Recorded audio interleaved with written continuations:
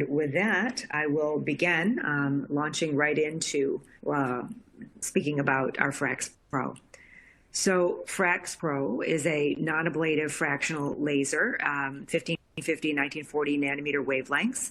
And I want to just back up with a few slides that remind us of some of the differences between our different resurfacing tools.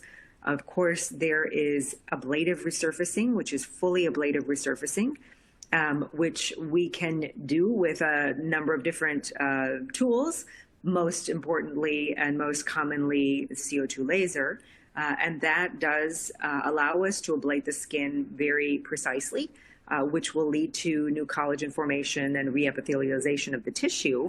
However, obviously, we know that it takes quite a bit of time to reepithelialize, and there is a subsequent downtime that is associated with it, and also a subsequent risk, particularly of side effects, and particularly in darker skin patients or in patients who could be potentially sun exposed.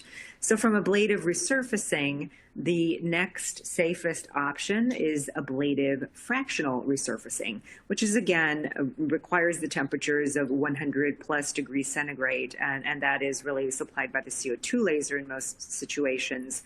And that is certainly a better tolerated alternative to fully ablative resurfacing, also allowing collagen to form and elastin to form, but you need to undergo the process of full reepithelialization. What can we do in a non-ablative format that also allows us to really get some of these same effects or very similar effects? And so that's when we come to the non-ablative lasers. And you can fully use a non-ablative laser for bulk heating and bulk thermal effect, and that's going to induce a selective thermal damage to the layer underneath the epidermis and the dermal layer, and there will be little or no disruption to the epidermal layer when applied properly. This is very good, but there's only a certain limit to this because you can't over bulk heat the skin, and so the results are not fully the type of results that we're wanting to see with a fractional non-ablative laser. Fractional non-ablative resurfacing allows us to do raise the body temperature high enough to get adequate collagen formation, high enough to get even elastin formation. And what is happening there is that you have very similar to the fractional ablative resurfacing, you have thermocoagulation zones with spared tissue around those zones so that you have improved reepithelialization, or improved in this situation, improved wound healing underneath the epidermis in the skin. So a variety of non-ablative lasers exist, other devices as well, and non-ablative lasers utilize wavelengths generally in the near to mid-infrared spectrum that are selectively absorbed by water. And when that heat is applied to the water, it raises the skin temperature. It produces a heat that coagulates the structures of the epidermis and the dermis, and with that then we have a controlled wound healing response, stimulating that collagen growth within the innerdermal layer. The delivery of the energy in this fractional non-ablative format is delivered in columns, and they create areas of microthermal damage. And so we call these columns microscopic treatment zones. These zones, because this is non-ablative, preserves the stratum corneum and will target the water that is in the lower portions of the skin underneath the epidermis, predominantly in the dermis. When this area begins to heal, that healing is associated with microepidermal necrotic debris, or MENS zones, and those are located in the coagulated margins of the microthermal treatment zones. Fractional non-ablative laser in these near-infrared wavelengths is a technology that has been well studied, and also well received. And we have a host of literature that can be found with previous generations of fractional non-ablative laser. This is something that has been used in a wide array of treatment concerns, including melasma, including burn scars, including treating on the same day as toxins, and including treating darker skin patients and treating PIH. If you see here on the left, this is a study that talks about fractional thulium fiber laser from 1927, and we'll get to the differences between 1927 and 1940 and the similarities between 1927 and 1940 further on in the presentation. But you can see here that in this particular article, it was a group of patients from China, and the results were found to be both safe and effective in the management of melasma. These patients were followed up at 2 months post-treatment. Multiple things Dr. Jill Weibel has done with burn scars and non-ablative laser, both 1550 and 1940. She and I just finished the latest study with the 1940 laser, showing improvement in skin texture, showing improvement in pigmentation, our particular study. But she has used the 1927 nanometer wavelength for pigmentary changes in burn scars, as well as the 1550 nanometer wavelength for remodeling of the scars. Of course, she also uses V-beam regularly along with this, and also CO2 laser. The treatment is something that can also be used same day with toxin.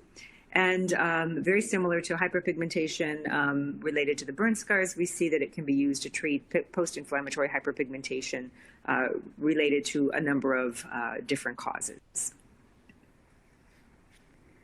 So we're really excited because now our Nordless system has the ability to have both Frax 1550 and 1940, and we also have the Frax Pro system, which can have the 1550 and 1940 without the IPL.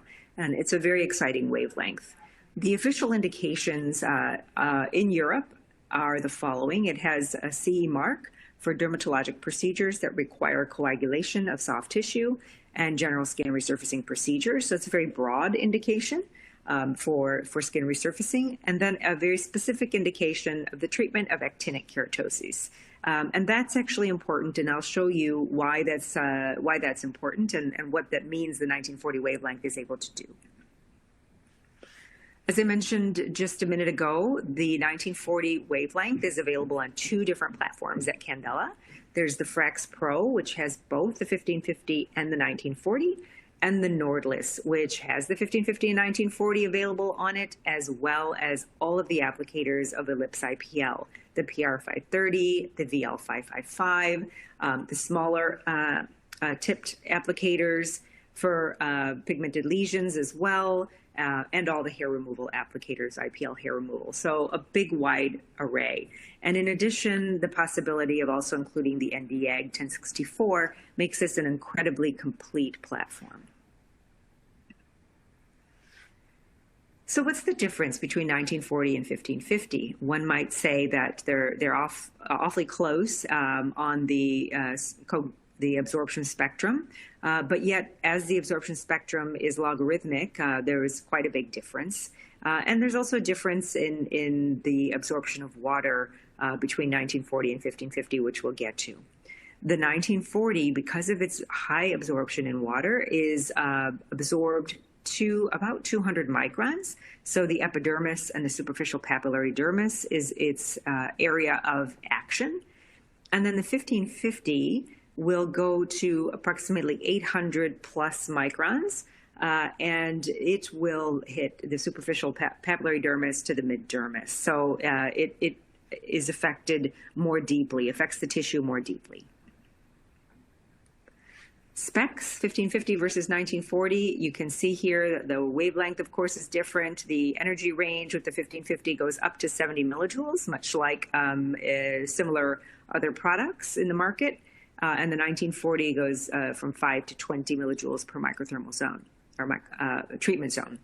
The pulse durations are between 1 and 10 milliseconds and 1.5 and 20 milliseconds. They can be adjusted in expert mode, but do come linked so that you don't have to adjust them in the non-expert mode or in the guided mode.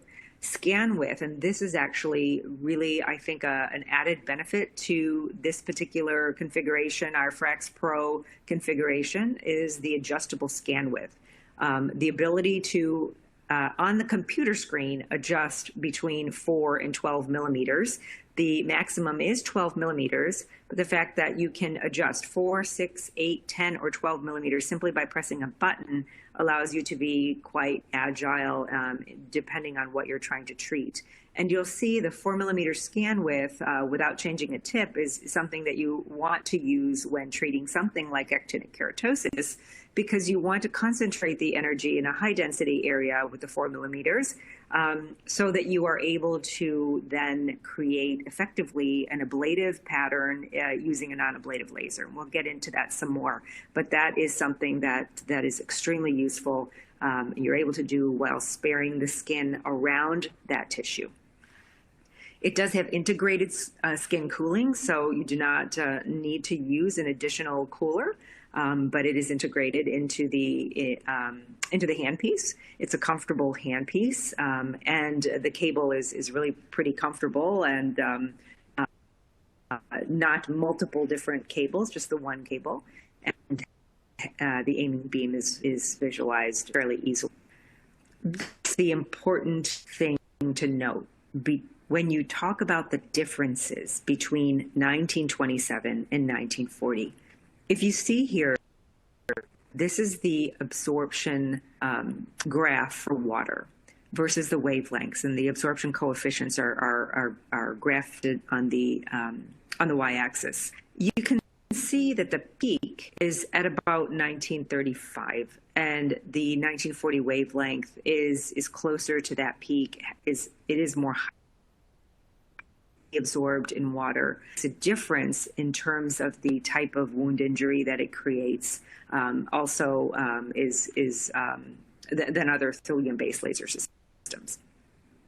So what it's doing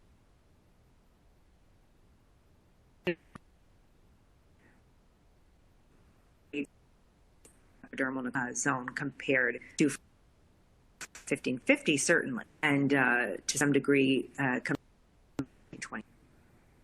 This is the histology that delineates what I'm. You see that the Frax 1540 here has a wider zone of treatment histologically. So you can imagine that if you increase the density, you decrease the scan width over a very specific area, which you want to choose to have very concentrated epidermal necrosis, you're able to do that, which allows you with just the system to treat the pigment that is in the epidermis, and including actinic keratoses in the epidermis, again, while sparing the skin around that tissue. So that makes a difference in type, but particularly for skin types that could be more exposed or predisposed to post-inflammatory hyperpigmentation. The Frax 1550 has more of a columnar coagulation zone, and it does go deeper into the dermis, stimulating collagen production. So utilizing both of them is an important methodology for full face rejuvenation.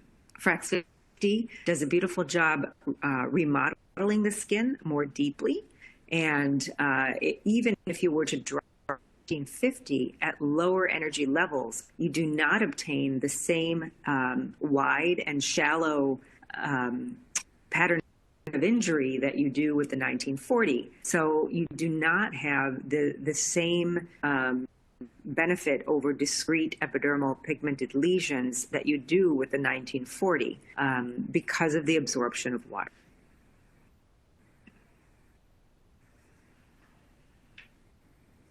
So that's a little bit about the physiology of the wavelengths and general physiology of non-ablative fractional lasers. What I'll talk about now is a little bit about the 1940 itself, the user interface as it relates to both the wavelengths, and show you clinical results. Here's a photograph of a progression of a mild to moderate treatment. You will see some mens developing, as there's erythema immediately after, within 1 week of erythema and some slight edema. But then you see that the the microscopic epidermal zones are developing at day 1, a little bit darker at day 2, and we begin to peel. And within a week, we're completely peeled out. This is the treatment screen, and there's a guided user interface which will guide you to this screen. And if you choose to go, if you see all the way laterally on the right-hand side, there's 1 dot, and then in this circle underneath, there's 3 dots. If you press that, that will bring you to expert mode, which is the screen that's visualized here.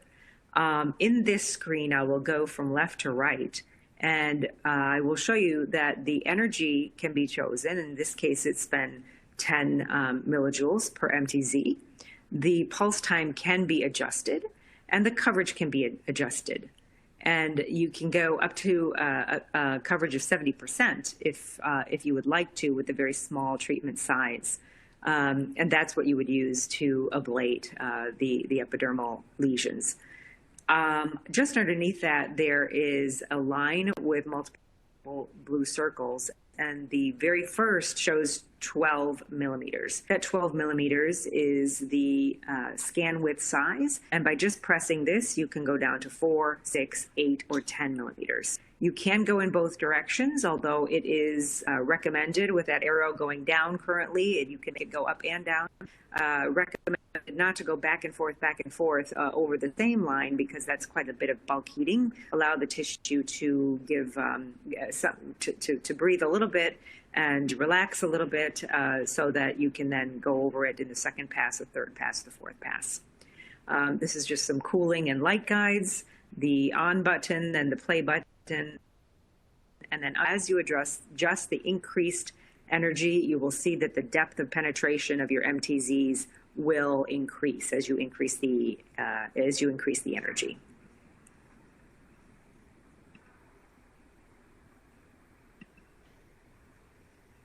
And again, we just reviewed this, and it shows again the direction of, it shows the energy, the pulse width, the coverage, the number of passes that are recommended. If you want to have an even less dense treatment, then you can increase the number of passes, and that will allow you to even spread your density apart even more. So we can actually adjust the parameters even further out with regards to energy by doing that.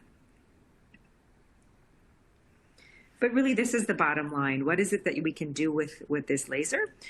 We can improve the skin texture with the laser, and this you may see as we will be submitting, now that we finished our study, our results on pigmented lesions, an improvement of pigmented lesions.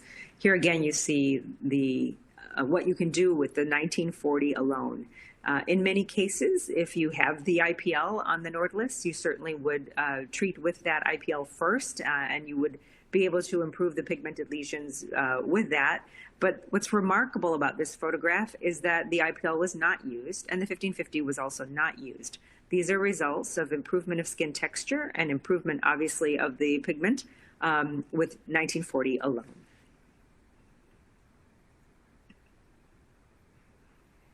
To tell you a little bit more about this study of skin resurfacing and treatment of pigmented lesions with Dr. Weibel, we did 45 healthy adults, 42 women, 3 men, mild to severe benign pigmented lesions, so the entire spectrum of the kinds of things you would see in clinic. And they were lentigines, hyperpigmented macules, ephelids on the face, or the body. So both face and body were used. The subjects received 2 to 3 treatments at 1-month intervals. And then we did a 1-month follow-up and a 3-month follow-up after the last treatment assessment. We used a variety of scales, including investigator-graded, and not by the treating physician, but external investigator-graded scales of pigmented lesion severity. And that's a 4-point scale, and the percentage of pigment clearance, and then investigator global assessment scores. And then, of course, we asked the subjects whether they were satisfied with the treatment. In all, 232 full treatments were administered. We actually more than that now, but topical anesthetic cream was generally applied prior to treatment for most patients. It was required to make the treatment comfortable. The treatment parameters were adjusted based on the treatment provider, but in general, we used between 10 and 20 millijoules with 20 to 70% coverage. The pulse width varied the entire spectrum. The scan width also varied the entire spectrum from 4 to 12. We used up to 6 passes, and our estimated depth at the highest energy was up to 270 microns, and the width was 350 to 500 microns. So you can see the total MTZ per pass configuration as well. If you're used to looking at the total number of kilojoules, you can see that you can compare that 45 to 102. We took 23 different treatment areas and we assessed them at the 1 month follow-up, and 87% of those patients had pigment severity improvement by at least 1 point, and the global assessment improvement was up actually by 2 points. And patients, 89% was associated with patient satisfaction, with nearly 40% being extremely satisfied with the treatment area. The study also showed that the treatment was very safe. There was erythema and edema present after the treatment. That was in fact a treatment endpoint. Healing was associated with the microepidermal necrotic debris or MENS zones. We wanted to see that, and they were that those zones are located at the MTZ margins. We wanted to see that peeling. There was no blistering, bruising, or hyperpigmentation. There was one small case of a rash on the neck, which was probably related to post-treatment ointment. So very safe. I'd like to share with you some of the images and tell you a little bit about some of the parameters here within the next couple of slides. You can see here this lady had baseline photographs taken with a significant amount of pigmentation, then was treated with the 1940 laser, had an improvement in her pigmentation as well as her overall skin texture. This is a 51-year-old Fitzpatrick skin type 3. And after 3 treatments, she had a 3-point improvement in her pigmentation and was very satisfied with her results. How did we treat this patient? Over the course of the 3 treatments, we began first by using a larger scan width. So I'd go to the middle, the fourth, just to the left of the middle, you see scan width. And you see that the larger scan widths are used, the scan width of 12, to treat over the full face and treat relatively quickly over the full face.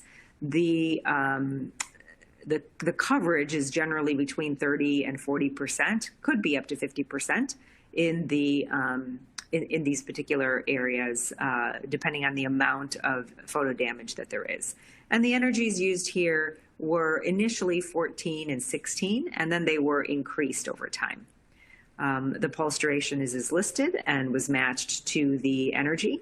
And generally in the first treatment, there were 4 passes of each energy setting with an estimated depth of just over 200 microns. In the second treatment then, the specific pigmented lesion areas were treated with an increasing amount of coverage, and the energy was subsequently increased, and the scan width was narrowed. So you use a narrow scan width of 4 millimeters, and you can progress back and forth over the lesion, and that will allow you to create that zone of microepithermal damage that will exfoliate off the pigmented lesion. Here's an additional patient here, again, also showing improvement in generalized tone, texture, and pigmented lesions. The 3 pigmented lesions that remain are actually moles and were left intact. The 47-year-old woman, skin type 3 with moderate pigmentation, she underwent at 2 treatments already a 1-point improvement, and then after the 3rd treatment, her improvement was that much better, and whereas after the 2nd treatment she was somewhat satisfied, after the 3rd treatment she was very satisfied. And you can see here number of different settings used for her first treatment, her 2nd treatment, and her 3rd treatment. Most important thing to take away from this is that the full face is generally treated with a larger scan width, and then the smaller specific areas, whether they're wrinkles, such as the crow's feet, or whether they're epidermal pigmented lesions, you narrow the scan width, and then you can choose to increase the density if you were trying to create a over-densified area of treatment to have some exfoliation, or you can continue to keep the density low, but the energy very high for specific wrinkles. I'm just going to pause for a minute and take a look at some of these questions before we move along. This is another photograph, and this is a photograph of Dr. Jill Weibels showing the improvement in skin texture as well as pigmentation. And I am just going to pause and look at some questions real quick. How close can you go to the eyes? Let me just back up here. You do want to make sure that the patient has eye shields on. And remember, it is a laser that absorbs water, and of course the cornea, the conjunctival tissue has water, so you most definitely want to have the eye shields on. But external to the orbit, you can treat. The next question after this is, can 1940 be useful for melasma? And as we looked at earlier, we saw the 1927 has published literature specific to improvement in patients with melasma. We should note that melasma is such a difficult and multifactorial condition that we would not say that any particular light-based device alone is the treatment of choice for this condition. But in combination with many of the things that we're doing, this wavelength has been shown to be useful for melasma. The treatments were carried out 1 month apart. That's another question.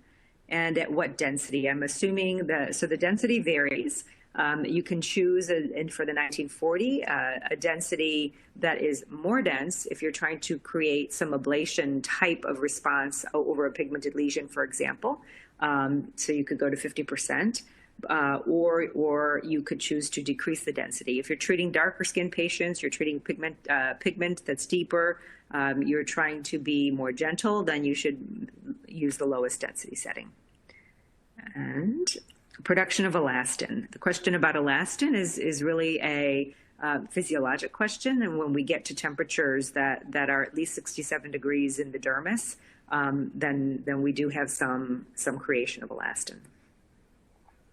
So I'll just move ahead now to the next slide here. This is another one of Dr. Weibels' photographs, and this is really very nice because if you notice, and she treated a little bit differently. Her focus was not on these individual pigmented lesions, so she did not increase the density in this case, but what she really wanted to go for was skin tightening or improvement in skin texture, or coagulation, resurfacing of the skin, as well as inducing collagen formation. And you can see the improvement in the tissue quality. The tissue is thicker. The tissue has fewer wrinkling, and is overall significantly improved. So you can see the tissue quality improvement in this particular photo with the 1940.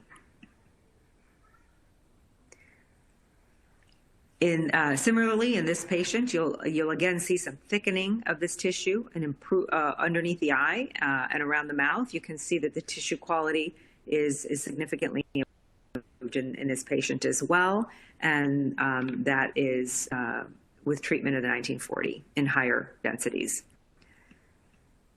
Ideally, what about complementary use? And ideally, we use the lasers, all of them, in a complementary fashion, depending on what our target is and what we're trying to achieve. So if what we're trying to achieve lives in a deeper zone or deeper plane in the tissue, then we need to have a laser that penetrates more deeply. The Frax 1550, as I said, goes to 800 plus microns, and the Frax 1940 goes to 200 plus microns.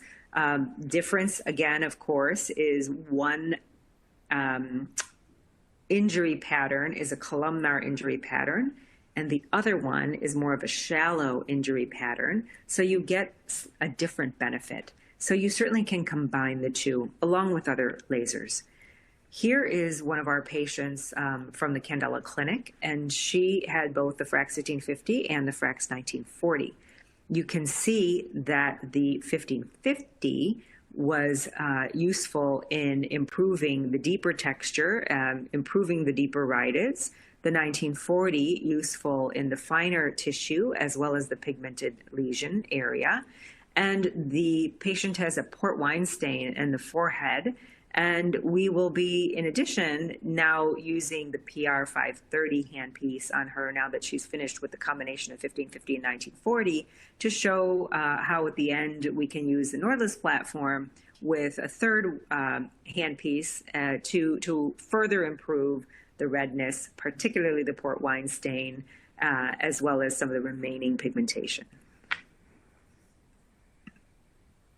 This is a side view, but you can see here again with the 1550, first the 1940, initially for the pigment was done, and then she was entered to do combination with 1550 and 1940, and now we will finish off the erythema and some of the remaining pigmentation with the PR5. So, of course, multimodal treatments are ideal in many patients.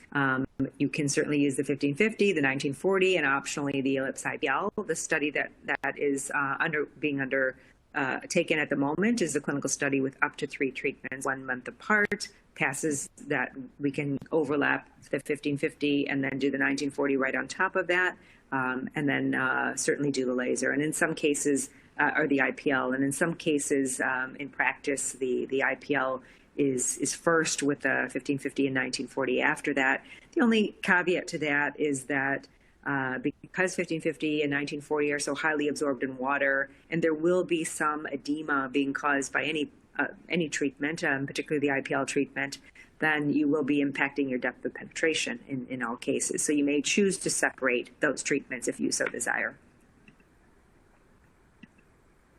There's some additional treatment photos that I want to show you with which really allows you to see this combination protocol. And let me just move to these. Again, 3 treatments 1 month apart, and then follow-up assessments at 1 and 3 months.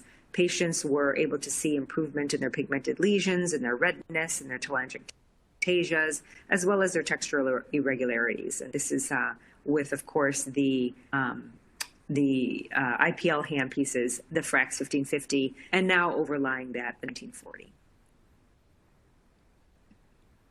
And I will just show you that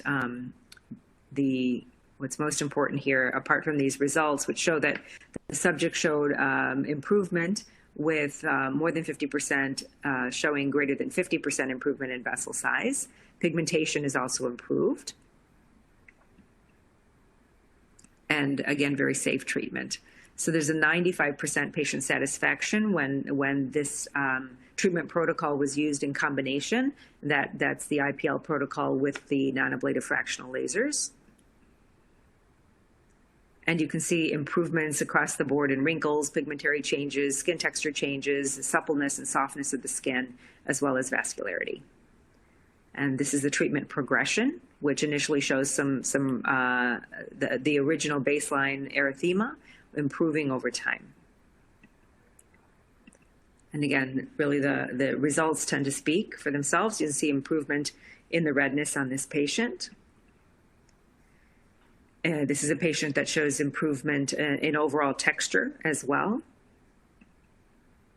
You can see the improvement in the fine lines here, some of the thickening of the skin, improvement in the elasticity here, the collagen that you can see as opposed to the left-hand baseline image of the cheek. The cheek is a bit more full, and the texture looks improved under the eye as well. This patient has an improvement of her overall tone, so the erythema and pigmented areas are improved. And this is the other side where you can show the improvement in the pigmentation as well as the texture. In this patient, we see an improvement of the overall erythema as well as some of the pigmentation. These are her photographs as well. In this patient, we see an improvement of the overall erythema as well as some of the mild pigmentation. And again, this is the improvement of her erythema. We scroll through some more photographs which show improvement again of the erythema and the texture. Here's some significant improvement of both erythema and texture, including on the nose. The telangiectasia are also cleared. This has some improvement also of some of the papules, the rosacea, as well as an improvement over the nose. You can see here this patient has an improvement of her nasal telangiectasia and significant improvement of the erythema bilaterally. You can see her side views here. So just a few more tips and pearls and practical insights. Going back to the Frax Pro, I'd just like to say that the Frax Pro has the single flexible fiber, and it is very easy to hold. It's lightweight. It's very easy to visualize the treatment area. It's a bit different from a bulkier handpiece with multiple different pieces, and the cooling is integrated into the Frax Pro system, so you don't have to have an additional piece that is attached. So that's the difference in the handpiece here. Big difference here is the return on investment of the actual treatment. The magnetic rollers on the handpiece come in a pack of 10 and can be used for each individual patient, and so that is a practice savings overall. And then the multiple scan widths are very important, as I've been discussing. The 12 millimeters is the largest scan width as compared to a little bit larger at 15 millimeters. But I think where it really makes a big difference is this 4 millimeter scan width, and being able to decrease that scan width and save the adjacent tissue to really work and do some fine work on specific lesions or a fine scar just by switching a button, not by switching a tip, makes a big difference. And this is, again, just reminding you that the depth here is controlled by the energy. So the higher the energy, the deeper the penetration of the wavelength.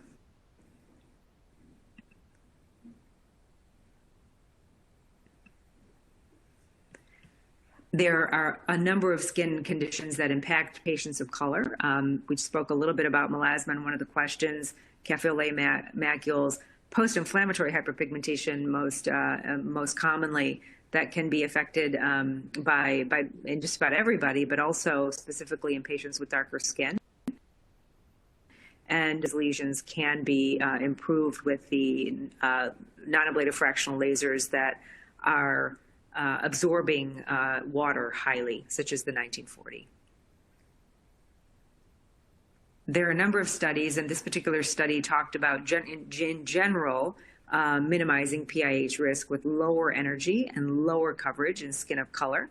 There was the thought to consider the use of prophylactic melanogenesis inhibitors, which is now somewhat falling out of favor, but in many instances, for many years, we were using 4% hydroquinone a week to a month prior to treatment, and then resuming several days after the treatment. That is also something that's replaced by many other melanogenesis inhibitor options like kojic acid, arbutin, azelaic acid, and multiple others. The most important thing, though, when treating these patients is to lower the energy, and most importantly, lower the density coverage to an area to reduce the risk of PIH.